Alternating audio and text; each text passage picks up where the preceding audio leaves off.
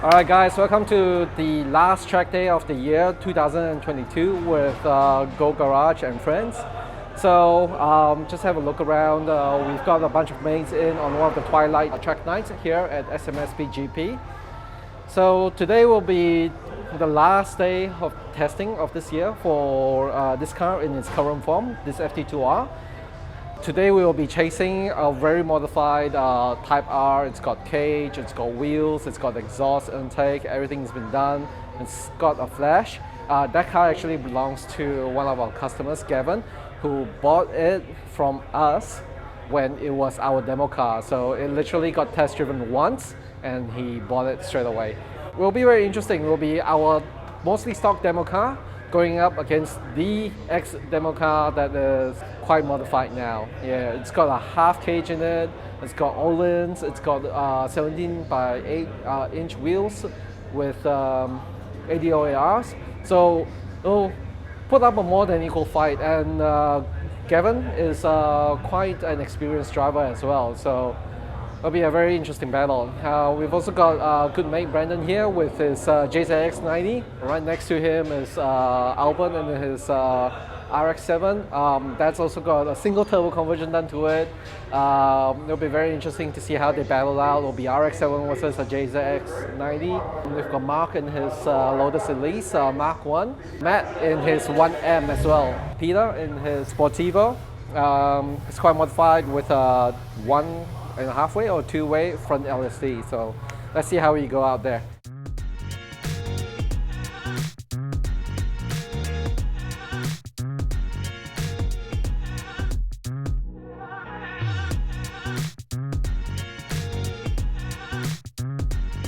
Actually, my keys are in my pocket and it's fucking stuck. All these cases are broken. Now that I can't get his car keys out. How's this happening? 2 hours later. We're good.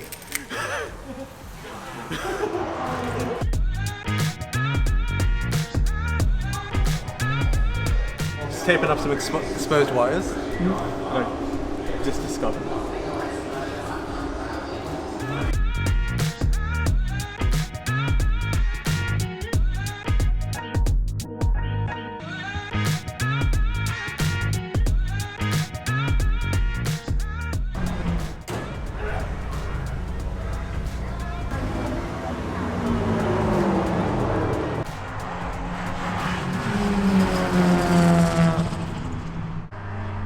So I have taken the FD2R to SMSP GP once before, and unfortunately that was a wet track day and I couldn't really push the car.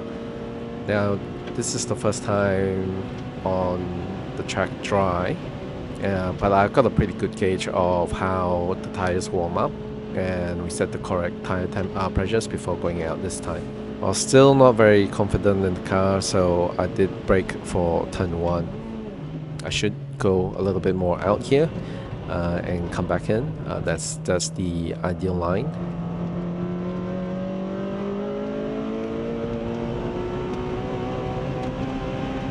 Car feels fantastic to drive, but I'm not trying to overdrive on the RE71Rs as they are still a little bit worn from the back-to-back track days at Winton, and I want to save the tires for the rest of the night. There goes me missing the apex on that corner.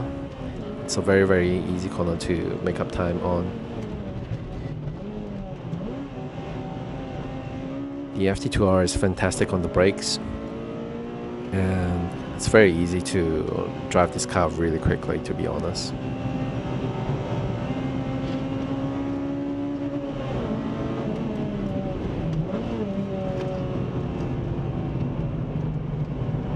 I lost a lot of time on this corner. Could go a lot faster if I had the correct line and made the apex. Made a lot of time back up in the session by keeping my foot down on the throttle a lot longer and braking a little bit later. And here comes the last corner. Foot to the floor after the apex and just accelerate out. For a 2-liter naturally aspirated car, the FD2R actually accelerates pretty hard. As I go past the finish line, I'm doing about 190 kilometers per hour before lifting for turn 1.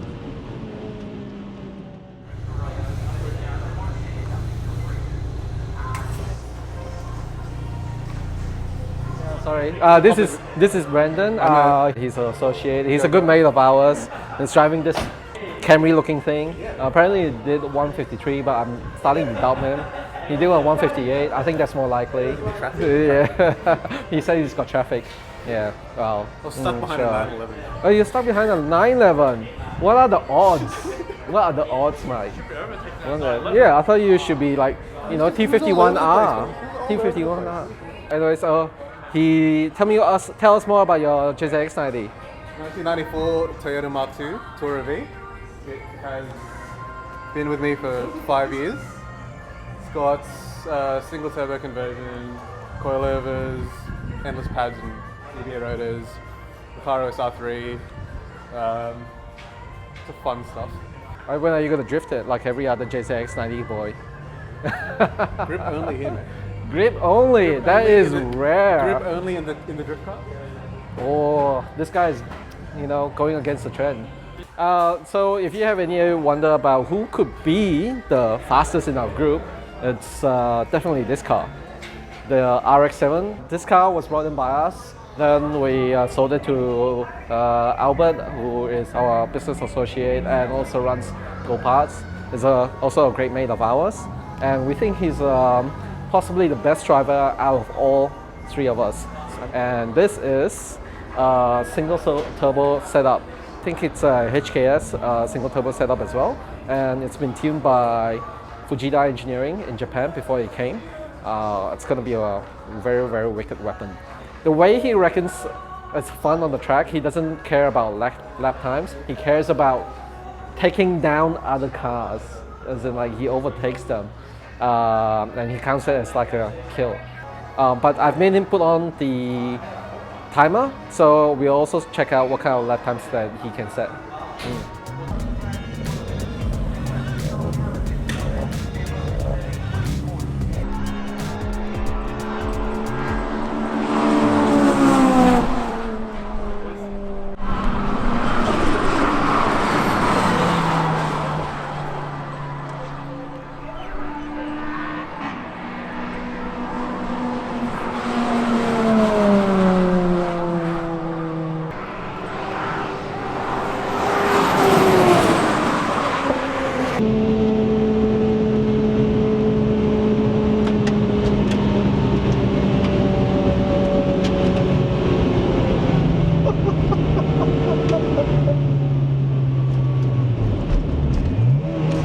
Where'd you come off? Turn 1. Oh. Yeah, went to 1, turn 1. And did a mad fucking off-road excursion.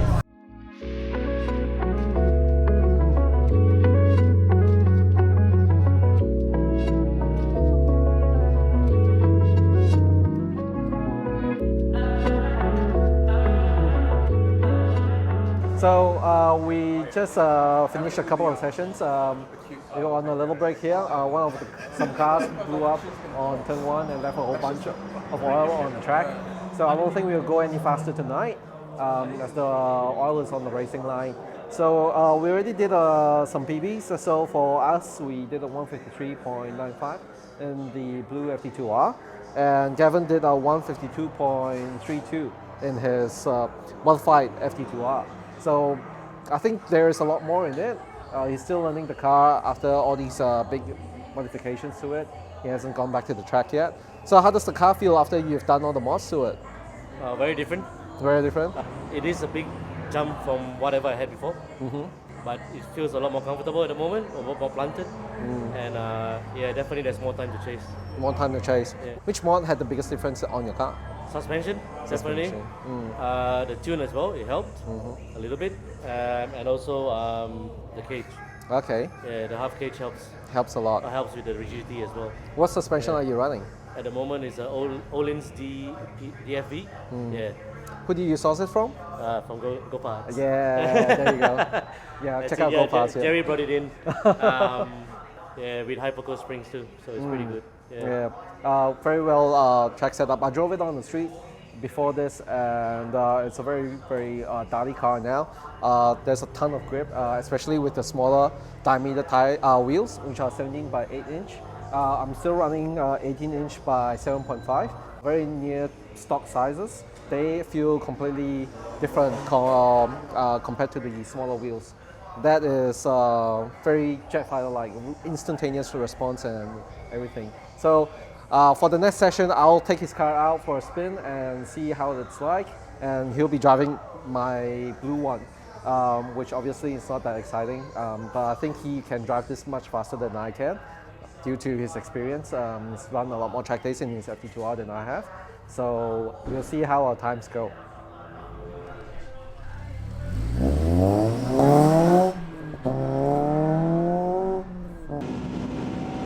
So now I'm back in our old demo car that we sold on to Gavin. The big difference is the acceleration of this car is so much quicker than our blue car. I hit top speeds before the corners that my FD2R could only dream of. However, the 8008 hours on this car is very slippery, and I found out after getting out of the car the alignment is set to be tail happy, which is the way that Gavin likes to drive.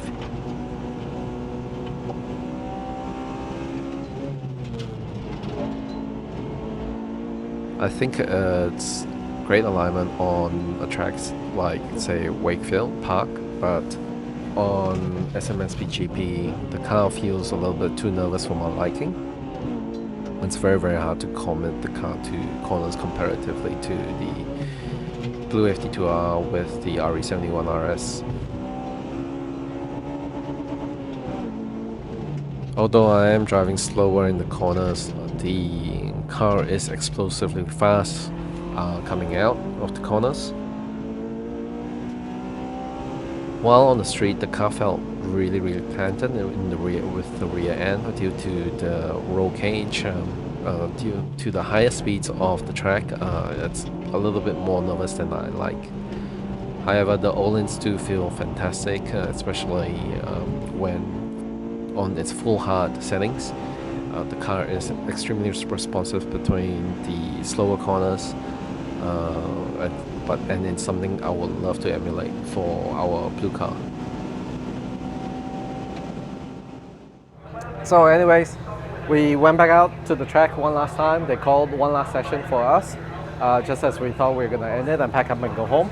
And I finally got to drive the X demo car with all these goodies fitted.